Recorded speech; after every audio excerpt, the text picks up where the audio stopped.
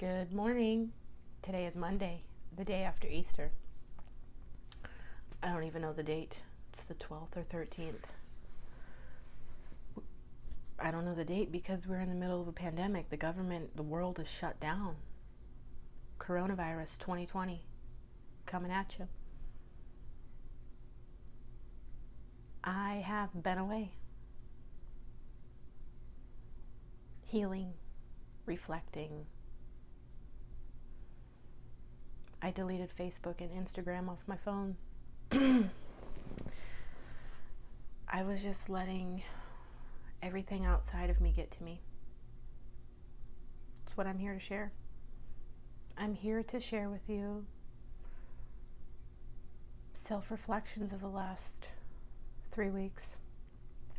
I feel like the last two have been pretty dark. I've been dealing with a lot of anger and irritability. Would you believe me if I told you I had anger problems? I do. I have had to reflect on the root of the anger, because the anger is it's an expression of underlying feelings. And basically it's underlying feelings of I feel overwhelmed, stressed out. I feel helpless. I'm a healer by nature. Healing, whatever. I don't heal you. We can get into that. You heal yourself. I remind you how to heal yourself. I'm a helper. I have compassion, empathy for others, and God's children are out here suffering. God's children are out here dying. God's children have no resources, have had their resources taken from them. Their jobs, people have lost jobs. The unemployment lines, just overwhelming.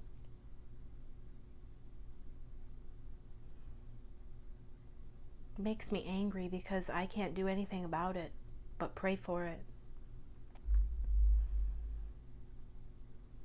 It makes me angry that my spouse was told he legally cannot perform his duties of work. There's a family of 6 here with no income, legally told not to work. Thankfully, we're doing all right. If resources don't come through, that's another story. That's where I have to turn and rely on my faith that everything will be okay, because it will. The antidote to most of this anger is just have faith. There are things beyond my control. I think about the mothers, the single parents who have no job, who have kids to feed, who are stressed out, angry, upset. Oh man, my heart goes out to them. To the elderly people who were already lonely, had a few visitors. Now they're scared for their lives to have any type of human contact. My heart chakra hurts, and I don't know whose pain it is. It's everyone's pain. It's everyone's frustration. I pick that up. But after 2 weeks, I've realized I'm of no service if I take all that stuff on and hold it. I found myself angry, irritable, sleeping problems. My pain came back. Muscle aches, anger, frustration. I was holding everything in. I'm also going through fully weaning, breastfeeding my 9-month-old daughter. That hormonal shift has been fun. I always keep things interesting. Yes. We're all pressured. We're all under pressure. We're all stressed. We're all taxed. If you're feeling angry, know that you are not alone. Reflecting on all of this, I look at my peers and spiritual mentors, and they were experiencing similar things. So it looks like it's a collective purge, this anger and the irritability. Plus, we're all in confined spaces. For those of us who are at home, families are at home, children are at home, we're all maxed out in the stress department. We're in confined spaces. Our energy is so physically close to each other. We have to disconnect. Other people's gunks are flying onto other people. People are being projecting. I mean, we're all stressed out. So if you're feeling irritable, anger, out of control, let me tell you what helps me. So coming out of a 2-week phase of feeling those low vibrations, shadow work, whatever you call it, letting myself get to myself, once I get to such a low point and I act very irrational, I have to reel myself back in. And basically what I have to do is just surrender. This happens every time. So say, Steph, you're not in control. Things have gotten out of hand. I'm now going to rely on my spirit guides. I'm going to rely on my higher self to get me out of this, because I got myself into this. I'm taking 100% responsibility. But mind you, that whole time I was feeling the anger and the irritability and this and then that. I knew that I was in control of that, but I was also playing, like, not intentionally playing, but basically the victim mode. So my higher self, I had to come through and say, Steph, you know what this is about, get yourself out. So I'm coming out of about 2 weeks of those dark days, picking up the collective, the uncertainty, all of this stuff, went down the rabbit hole. Information overload, okay? That's what's going on. Information overload. We're all confined. There's a lot of stuff out there. We have information coming at us at light speed. We need to disconnect, okay? So, here has what has helped me. Coming out of that, it's going to be about 3 to 5 days of rebooting before I'm back fully into feeling optimal again. I've been saging.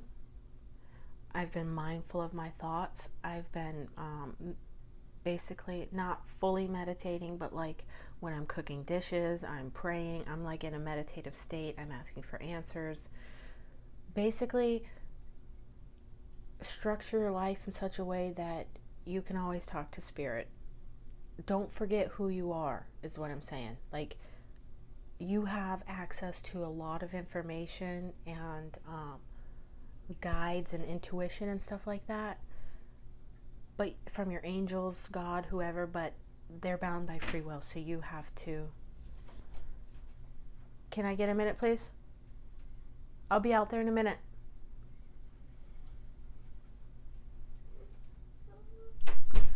I gotta get off here. Nico has school.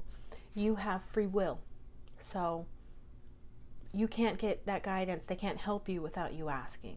So remember that. They're like all around you all the time, and you have to ask for help. So I saged and talk to your spirit guides, pray, write, journal.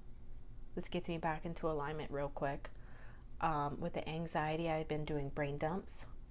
I had to run away for a day and just get away from the house and clear my mind. You have to know your limit, and those are boundaries, hard boundaries.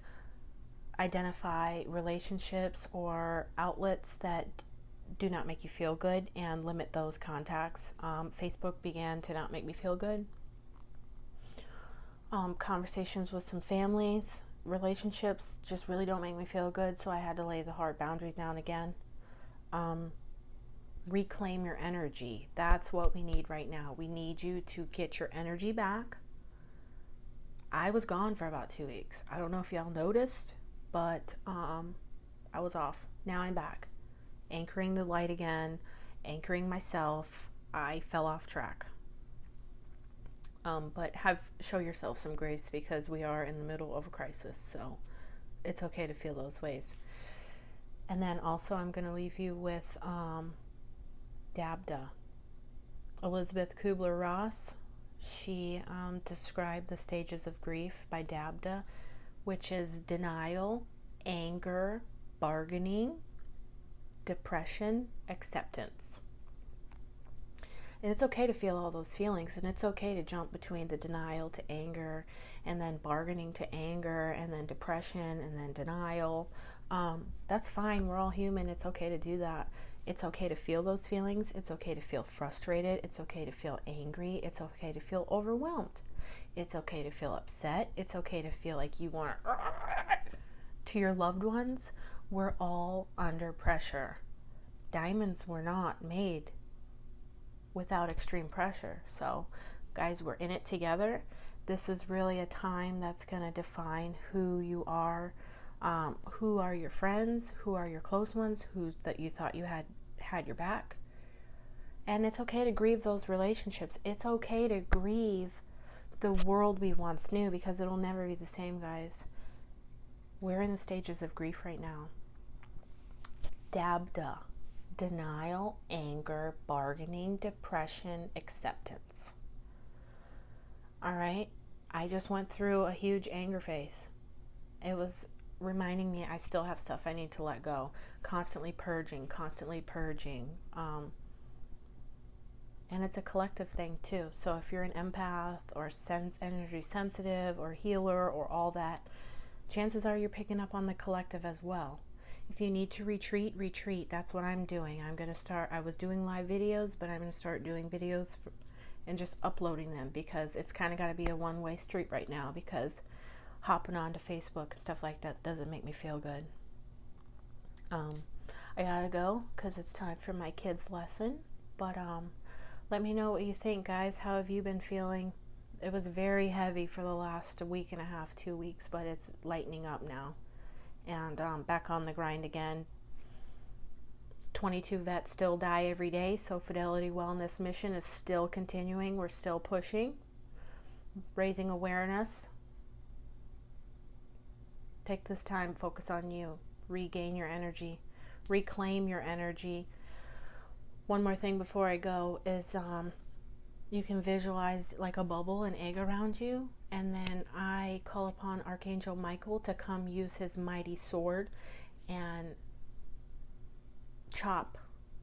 cut any energetic ties that do not serve my highest good and that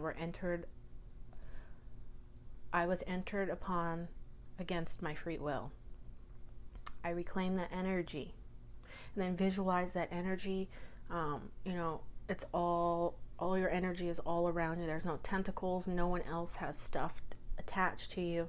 And then you want a nice, pristine aura around you.